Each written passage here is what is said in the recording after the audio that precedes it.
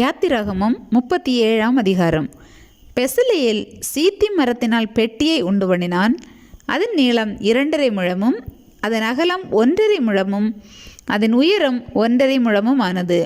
அதை உள்ளும் புறம்பும் பசும்பொன் தகட்டால் மூடி சுற்றிலும் அதற்கு பொன் திறனையை உண்டாக்கி அதற்கு 4 பொன் வளையங்களை வார்ப்பித்து அவைகளை அதன் 4 மூலைகளிலும் போட்டு ஒரு பக்கத்தில் 2 வளையங்களும் மறுபக்கத்தில் 2 வளையங்களும் இருக்கும்படி தைத்து சீத்தி மரத்தினால் தண்டுகளை செய்து அவைகளை பொன்தகட்டால் மூடி அந்த தண்டுகளால் பெட்டியை சுமக்கும்படி அவைகளை பெட்டியின் பக்கங்களில் இருக்கும் வளையங்களிலே பாய்ச்சினான்.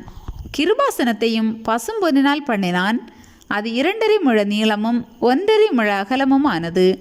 தகடாய் அடிக்கப்பட்ட பொன்னினால் 2 கேருபீன்களையும் உண்டாக்கி கிருபாசனத்தின் 2 ஓரங்களிலே ஒரு புறத்து ஓரத்தில் ஒரு கேருபீனும் மறுபுறத்து ஓரத்தில் மற்ற கேருபீனுமாக அந்த கேருபீன்களை கிருபாசனத்தின் 2 ஓரங்களிலும் அதனோட ஏக வேலைப்பாடாகவே பண்ணினான்.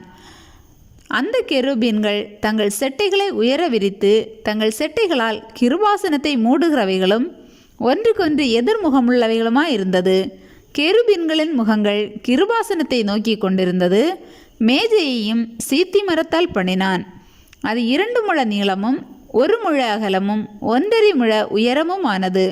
அதை பசும்பொன் தகட்டால் மூடி சுற்றிலும் அதற்கு பொன் திறனையை உண்டாக்கி சுற்றிலும் அதற்கு 4 விரற்கடையான சட்டத்தையும் அதன் சட்டத்திற்கு சுற்றிலும் பொன் திறனையும் உண்டு பண்ணி அதற்கு 4 பொன் வளையங்களை வார்ப்பித்து அவைகளை அதன் 4 கால்களுக்கு இருக்கும் 4 மூலைகளிலும் தைத்தான். அந்த வளையங்கள் மேஜையை சுமக்கும் தண்டுகளை பாய்ச்சும் இடங்களாய் இருக்கும்படி சட்டத்தின் அருகே இருந்தது. மேஜையை சுமக்கும் அந்த தண்டுகளை சீத்தி மரத்தால் பண்ணி அவைகளை பொன்தகட்டால் மூடி மேஜையின் மேலிருக்கும் பாத்திரங்களாகிய அதன் பனிமுட்டுகளையும் அதன் தட்டுகளையும் தூபக்கரண்டிகளையும் அதன் பானபலி கரகங்களையும் மூடுகிறதற்கான அதன் கிண்ணங்களையும் பசும்பொன்னினால் உண்டாக்கினான். குத்துவிளக்கையும் பசும்பொன்னினால் அடிப்பு வேலையாய் உண்டாக்கினான்.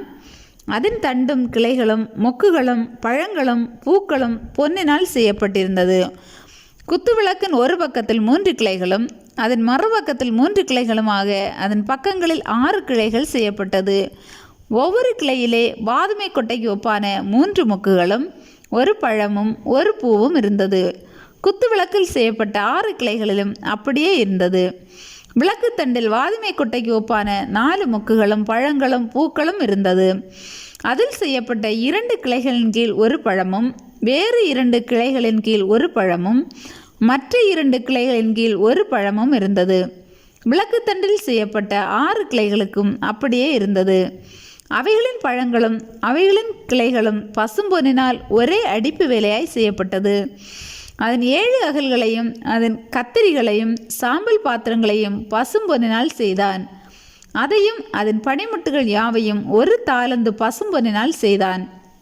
தூபபீடத்தையும் சீத்தி மரத்தினால் உண்டாக்கினான்.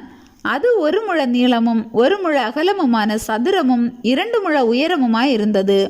அதன் கொம்புகள் அதனோட ஏக வேலைப்பாடாய் இருந்தது.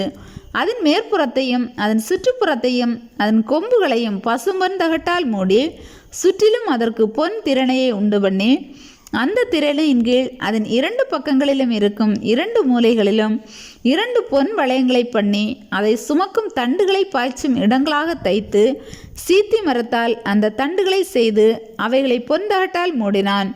பரிசுத்த அபிஷேக தைலத்தையும் சுத்தமான கந்தகங்களின் தூப வர்க்கத்தையும் தைலக்காரன் வேலைக்கு ஒப்பாக உண்டு பண்ணினான்.